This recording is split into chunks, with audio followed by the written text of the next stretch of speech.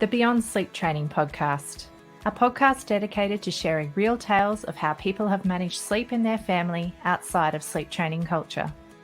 Because sleep looks different with a baby in the house. And because every family is different, there is no one-size-fits-all approach to take. I'd like to acknowledge the traditional custodians of the land on which this podcast is being recorded, the Kalkadoon people. I pay my respects to the elders of this nation and the many other nations our guests reside in from the past, present and emerging. We honour Australian Aboriginal and Torres Strait Islander people and the unique cultural and spiritual relationships to the land, water and seas, as well as their rich contributions to society, including the birthing and nurturing of children. Welcome back to the Beyond Sleep Training podcast. I'm your host, Carly Grubb, and with me today is Jamilia Beasley, otherwise known as Terra De Mama, who I am a big fan of following on Instagram. Welcome, Jamilia. Hi, well, thank you for having me. Now, Jamilia is a postpartum doula and also an infant sleep educator, and she is the mum of one little boy. Is that correct, Jamilia? Yeah, that is correct. Yes, one 19-month-old little boy. Beautiful. And she's coming all the way to us from Arizona in the USA. And we were just talking before we came on to record about how similar her place is in the US to where I live in Outback Australia. And I love that we can be able to connect over those similarities as well from all this distance. So thank you very much for coming on. Now, thank you for having me. As we start the episode, I'm really curious to hear, and I love asking our guests this question, how did you think you were going to handle sleep with your baby before he arrived? Well, we thought we were just going to put him in a bassinet and he was just going to sleep 8, 6, 7 hours. And we didn't really think any much about infant sleep. We just kind of went in and we're just like, all right, we're going to come back from the hospital and we're just going to put him in the bassinet, and that is it. And that did not go as planned. As is so often the case for so many families, I believe. No, it's insane how it's often the case for so many families. Yes. And yeah, so we pretty much just, I guess what happened was we just did not really know a lot of information about infant sleep. So we were just so confused. We were, I think the first night from the hospital, it was just my son would wake up every 45 minutes and we're just like, what's going on? And then he'd make all these breathing sounds and noises. And we're just like, what is going on? So we would be up on Google at 3 a.m., just like trying to figure out what is going on. Like, is our son normal? Like, what are we doing wrong? Like, he should just be sleeping in the bassinet. And he just would not do it. And I unfortunately had a C-section, so I wasn't able to like nurse him in the bed or anything like that. And, I thought about like bed sharing and all that, but I was like, I don't know. I don't really feel comfortable with bed sharing. So we're just going to keep putting him in the bassinet. And then just my own intuition, I felt like, well, I feel like bed sharing is like normal and it's, one of the most normal or natural thing you can do as a mom is to bed share. And it's been around for thousands of years. So I was like, you know what? I feel like, maybe we could bed share once like I'm healed. And I just kept putting it off. I'm like, no, he needs to sleep in the bassinet. Like, it's not safe to sleep, do any type of bed sharing. And, I just kind of kept putting it off. I even tried looking up a sleep schedule for him. I was just insane. I just felt like my brain was just going just insane because I was like trying to get my son to sleep in the bassinet, and he would just not sleep longer stretches in the bassinet. So at that time, how were you actually getting him to sleep? What was working for him to actually get off to sleep? Well, we were doing a combination of breastfeeding him and then also formula feeding. And what pretty much got him to sleep was we would have him in the carrier pouch and we would walk him around throughout the house. And then we would transfer him in the bassinet, and then he would sleep for maybe about 45 minutes to an hour. And then he would wake up, and then we would kind of have to redo all of that again and again and again. And I was just like, this is not working out. I'm like, this is not sustainable. This is not, this is not normal, And so I just, I would occasionally put him in our bed once I was able to kind of sit up and do other things without my partner. I was able to kind of lay down with my son in the bed. So I would put, I would wake up, he would wake us up, and I would get him and I'd breastfeed him, and then I'd just lay him in our bed. And, sometimes I would fall asleep with him in the bed. But other times, I would gently put him back in the bassinet. But I was like, this is just not working out for us. I'm like, there has to be a different way. So I did look online. I was able to find resources about safe bed sharing. I was able to find a community of, parents and mamas out there who bed shared and who co-slept. And yeah, I was like, okay, like this seems pretty good. I'm like, I think I'm going to try to do it. And I remember one morning, it was for his morning nap, and I was just completely tired. I was just exhausted, and I brought him in our room, and I breastfed him, and I was dozing off, I was breastfeeding him while laying in the C position in our bed. And I was dozing off, and I was like, no, I gotta, stay up. I can't just fall asleep with him in bed. I was still having doubts, and I was still having a hard time trusting my intuition. And especially when it regards into bed sharing. And, I was just trying to tell myself, please don't, fall asleep while you are nursing him to sleep. And I just completely fell asleep with him while he was nursing on my breast, and we slept for a good 3 hours. And that was the most sleep I've gotten this whole time. I think he was about 2-3 months at the time. And that was like the most sleep I've ever gotten, I think, ever since I transitioned into my 3rd trimester. And I was like, wow, this is amazing. This is wonderful. And I told my partner, I'm like, you know what? I think I'm going to have him bed share with us. I feel like it's working out. We did it while taking a nap, and it was really great. I was able to get sleep, and my partner was like, okay, let's do it. So we set up a safe bed sharing. We were able to remove like the big blankets and, pillows and all that. And yeah, we're able to bed share, and it's been the most rewardable experience for me as a mom. And, I loved it, and I still love it. We still bed share. Yeah. I can hear the relief in your voice when you finally got some sleep too. And isn't it interesting, like how despite your brain trying to fight with you about it, your body was still, sending all those messages, because it's got all those beautiful sleep-inducing hormones for you as well as your baby.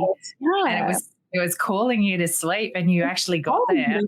Yeah, I got there finally. And I was like, why didn't I just listen to my body before? My body was telling me, you need to sleep, and it's okay to sleep with your baby as long as you do it safely. It's totally okay. And I really wish I would have listened to my body a lot more earlier and not have that self-doubt. Well, I think because there's a lot of reasons we have that self-doubt, isn't there? So when you were in those early days, you said you were, doing some Googling and talking to people and things like that.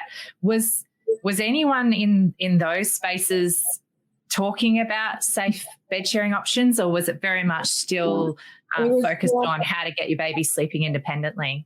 Yeah, I was still pretty much focusing on my son sleeping independently. And, I was like, well, I totally understand that. I get that. But I'm like, that's just not working out for us. Like, he's not sleeping in the bassinet for long stretches, or, I mean, he would only sleep for about 30, 45 minutes and he would be up and awake.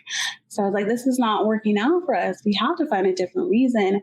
And all I would hear was just horrible advice. Like, if you put your baby in your bed, you're going to roll over your son, you're going to do this, you're going to harm your child, like all these, like, just really just horrible advice, in my opinion. And it didn't help me. It made me even more scared to put my son in our bed. And it took me, I think, about 3-4 months for me to finally turn off the light in our room while we bed share with our son. I could not sleep with the light on because I was so afraid. And I think I still had that message in my head that I would roll over onto my son, or, I'm harming him, Yeah.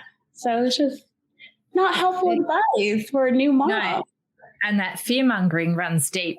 But I think in part of that too is that while they're at this messaging, they fail to understand the risks that are actually posed with trying to persevere with keeping your child in a separate space. When neither of you is able to actually get sleep, it becomes extremely risky in of itself, because you become more and more fatigued and you're more likely to be falling asleep in dangerous settings, as opposed to being more rested and being in a prepared or on a prepared surface because you're actually intending to share sleep. Right. It does. It honestly does. Yeah. And I see that a lot when I work with mothers too. It's like they're on the verge of sleep deprivation because they're so focused on trying to put their babies to sleep independently. And there's other resources and other ways to get your baby to sleep, and independency is really not the goal. Our babies, they depend on us for lots of reasons, until they're, able to branch off to become more independent. And that takes a long time for that to be, achievable, So a lot of time and energy gets spent on a goal that's really not even a worthy one a lot of the time, because while you and I both, sounds like we both had it in our heads that that's what we should be striving for, in actual reality, babies are meant to be dependent and they're meant to need and thrive in proximity with their caregivers. So it's really unfair for new parents like us who are led to believe that our babies need one thing when actually they need the polar opposite.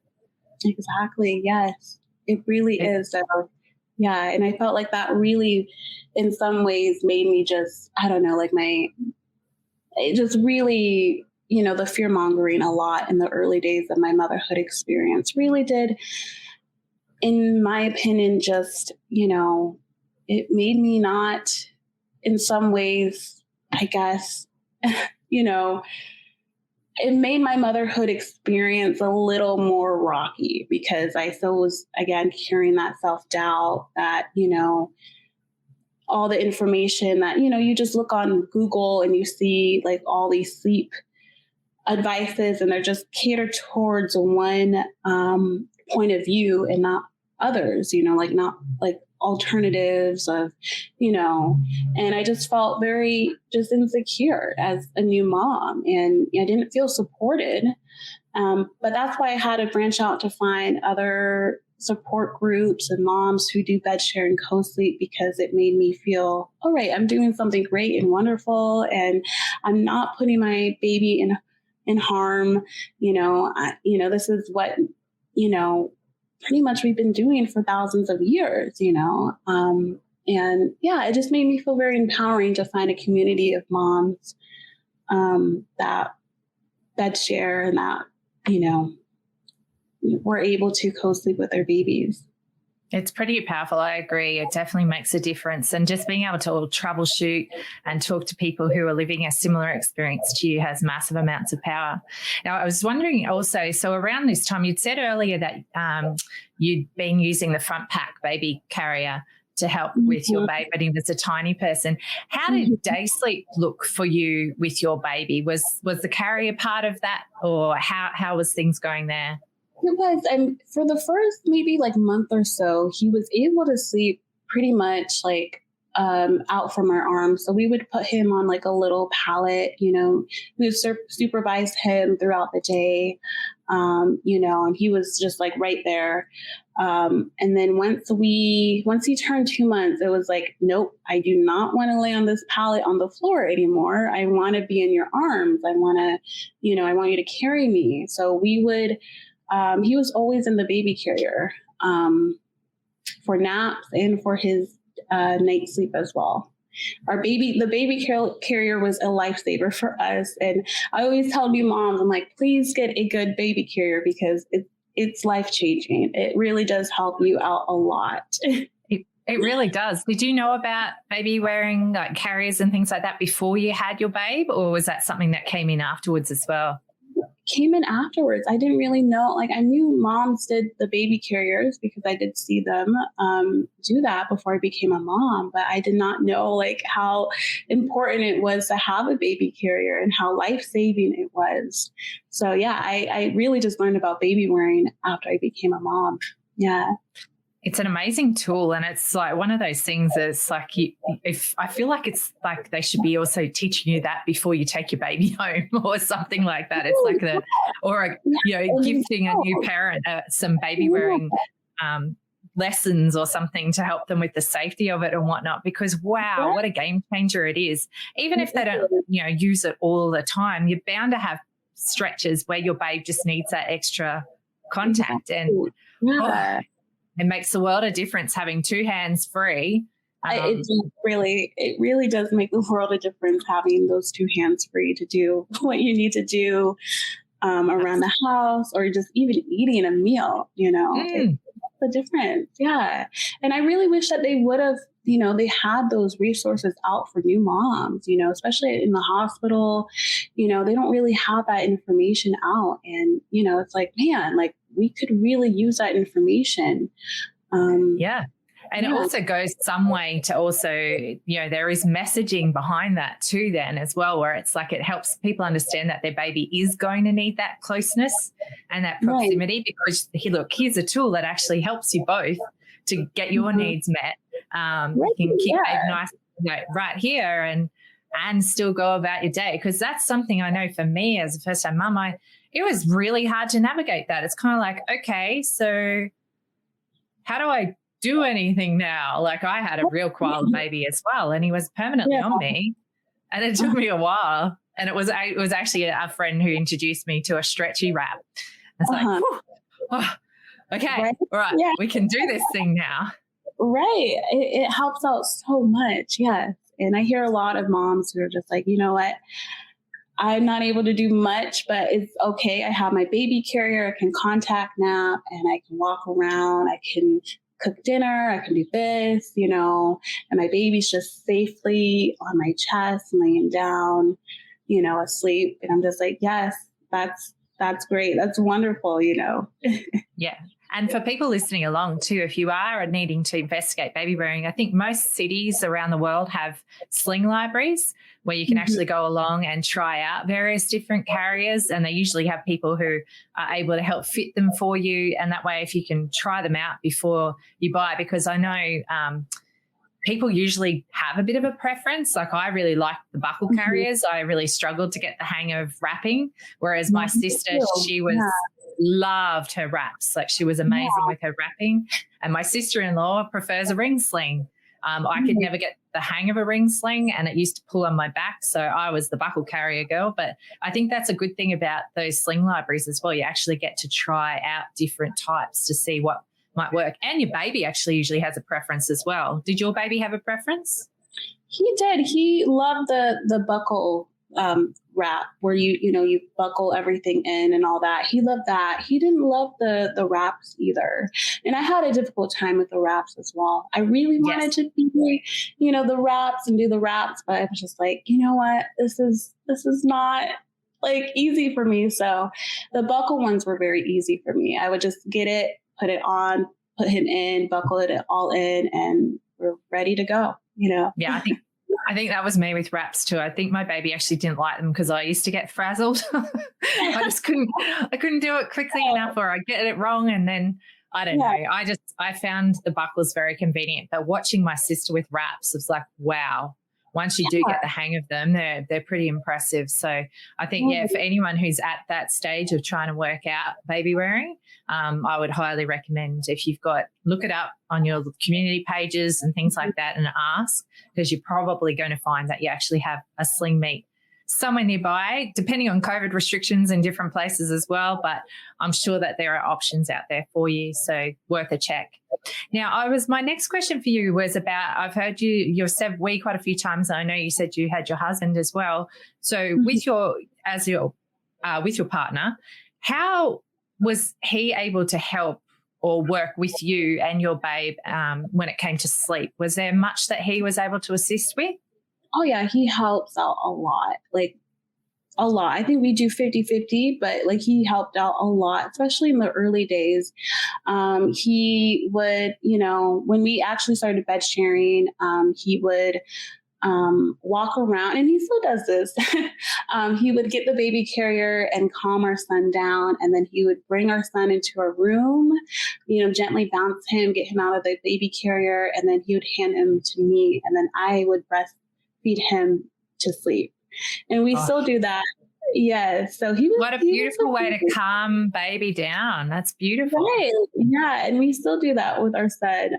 He'll, either, because we still use the baby carrier with him, and he'll carry him around and put him to sleep, and he'll bring him in the room, and I, again, breastfeed him to sleep. And it's just a great teamwork for us. It has worked, and it's, it's still working. Sounds like a fabulous pattern to be in. And that's that is one tool that I think that a lot of dads and partners find works really well for them is baby wearing, because that kind of contact is great for your connection and your relationship, especially if baby's breastfed, because sometimes we hear that when baby is breastfed that the partner can feel a little bit unsure about how they can settle the baby. So it's great to hear an example. Thank you for sharing that, because for people listening along, if you haven't tried that yet as well, it's a great tool. My husband was the king of the carrier. He has always rocked a carrier for it. And I have to say that there's something a little bit hot about seeing your husband all snuggled up with a baby in a carrier. I don't know about you, but that definitely was something I really loved. I really love that too. I'm just like, man, I'm like, whoa, I'm like madly in love with you even more, Yeah, I know. I'm glad it's not just me. I said that and I'm like, I don't know if I should have said that, but it's true. I did. I found it really attractive. It's really attractive. Yes, I love it. Like even now when he still does it, I'm just like, man, I love you so much. Like, yes, well, and you definitely, I definitely have a bit of a magnet for it when I see partners out and about too as well. Like every one time when I do see a papa out there, like, wearing his baby, I'm like, oh man, that is hot right there. Yes, that's amazing. Definitely not alone then. Great. That's pretty good. Now tell me also, babe, when you said you were putting him into the separate surface, he was waking up within, the hour, a little bit longer maybe. Once you started having him in bed with you, did he's not wake as much, or was he still waking quite a lot, but because you were just able to like roll over, put him on, and he was back to sleep, was that the difference it made, or did he actually not wake as frequently?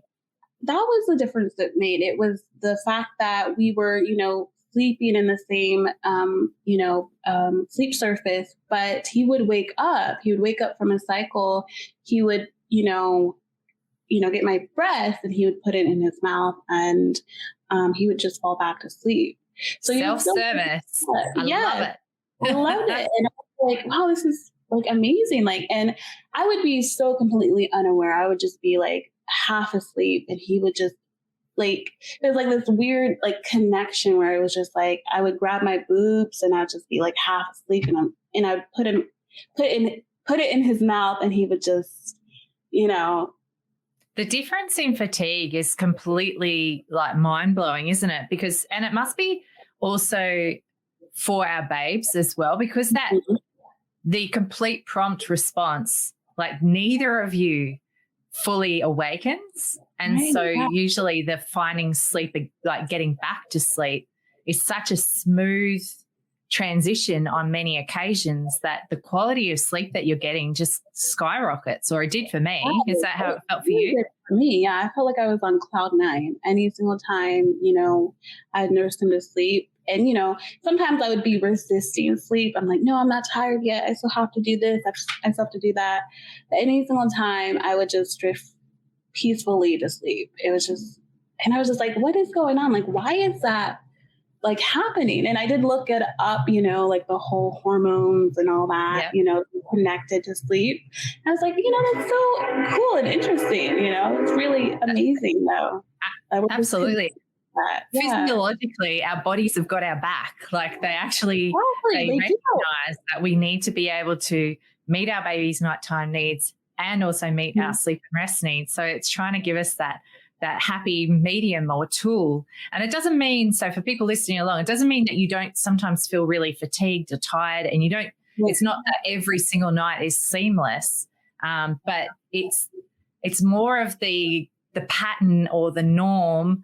It should be that those awakenings are reduced in their length, and the amount of energy you need to put out to be able to get your baby back to sleep is reduced. So it's that's the whole idea of it. Is that how you understand it too, Jamilia?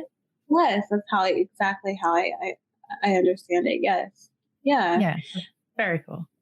Yeah. So tell me, your babe's about 19 months now and you're bed sharing currently still. And yes. how's sleep looking at about 19 months for you guys? It's been amazing. Yeah, he's able to sleep longer stretches. He doesn't need me as much, which has been a relief. But then I'm just like, man, I miss those, cuddle sessions in the middle of the night. But he's able to sleep longer stretches and he's able to sleep deeper. And yeah, it's looking great for us. Yeah. It's amazing watching them grow. And I know that hitting around that 2-year-old mark, there's like different things that go on for them again, but they really just grow before your eyes. It's quite fascinating to see, isn't it? It's really fascinating. It's been very beautiful to nurture him to sleep and just see like the growth and, the maturity and all of that. It's just been amazing to witness all of that. Beautiful. And I think our listeners will have really enjoyed listening along to hearing how you've experienced sleep with your baby. I'm just looking at the time and we're coming up to our 30 minutes. So I thought I'd check in. Do you have a tip that you'd like to share with our listeners today? Yes. My tip is to follow your intuition. And you are the only one that knows your baby. No one else does. Follow your intuition. You know what is best for your family. Perfect. It's simple and it's true. It's sometimes hard to tune into that intuition, but it's usually there niggling away at the back, even if you haven't figured out how to hear it just yet. So it's a really wise thing to suggest to people. And I'd strongly encourage anyone listening along to see, if you haven't yet tapped in, tap on in today, because it's going to help you out. And it's forever, isn't it? It's not just with our tiny babies. Your intuition is something that's worth listening to all our lives. So thanks so much for coming onto the show today, Jamilia. I'll make sure that we've dropped all of your links into our show notes so people can find Jamilia's work on Terra De Mama on Instagram, her website, and also Facebook. And we'll put those links into the show notes for today. Thank you so much for your time today, Jamilia. Thank you so much. I appreciate you for having me on here. I really hope you enjoyed the podcast today. The information we discussed was just that, information only. It is not specific advice. If you take any action following something you've heard from our show today, it is important to make sure you get professional advice about your unique situation before you proceed, whether that advice be legal, financial, accounting, medical, or any other advice. Please reach out to me if you do have any questions or if there's a topic you'd really like us to be covering. And if you know somebody who'd really benefit from listening to our podcast, please be sure to pass our name along. Also, check out our free peer support group, the Beyond Sleep Training Project, and our wonderful website, www.littlesparklers.org. If you'd like even more from the show, you can join us as a patron on Patreon, and you can find a link for that in our show notes. If listening's not really your jam, we also make sure we put full episode transcripts on our Little Sparklers website for you to also enjoy, and fully captioned YouTube videos as well on our Little Sparklers channel. So thanks again for listening today. We really enjoy bringing this podcast